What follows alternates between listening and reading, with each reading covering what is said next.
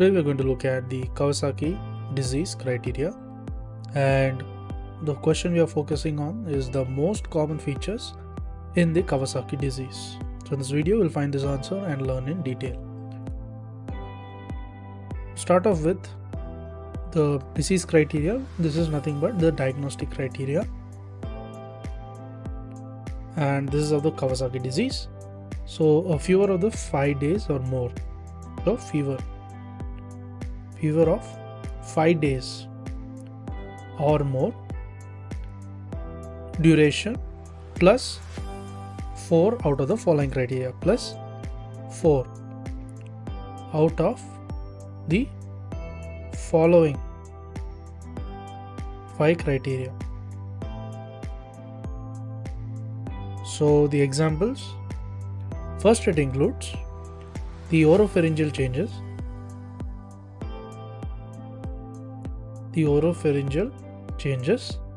so this amounts to about 90% of the cases. Next, there are the changes in the peripheral extremities.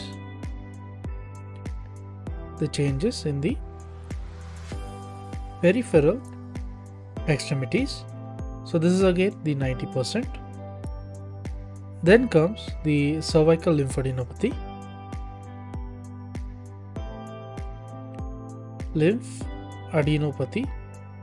So this amounts to about 75%. So just to recap, we saw the diagnostic criteria of the Kawasaki disease. So under this, there has to be fever of 5 days or greater than equal to 4 out of the 5 criteria. So first one is the oropharyngeal changes. So this is about 90%. There is a change in the peripheral extremities. This is also 90%. Then is the cervical lymphadenopathy. This is about 75%. Next, there is also presence of the polymorphous rash. There is presence of the polymorphous rash. So this amounts to about 95%. Then comes the bilateral non-purulent.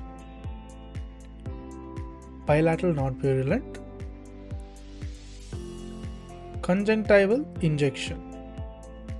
So this amounts to about 90% of the cases.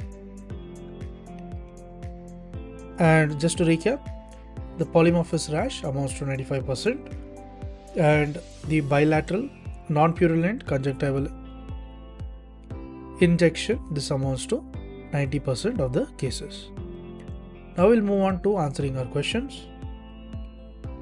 So the question was, what is the most common criteria in case of the Kawasaki disease? So the answer is, it is the polymorphous rash. It is a polymorphous rash. So this polymorphous rash, if you see, it amounts to about 95% of the cases compared to the others.